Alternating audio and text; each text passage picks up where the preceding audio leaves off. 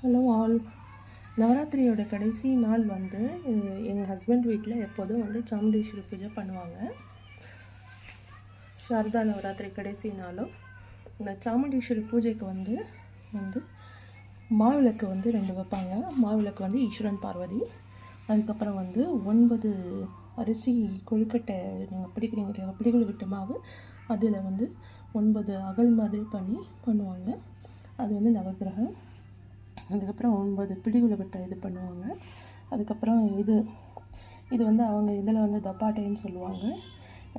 கொழுக்கட்டை மாவு அப்படியே தட்டி வைக்கிறது. அதுக்கப்புறம் வந்து அரிசி ரொட்டி, அதுக்கப்புறம் வந்து ரைஸ். அதுக்கப்புறம் வந்து இவங்களோட இதில் வந்து நான்வெஜ் படையல் வைப்பாங்க.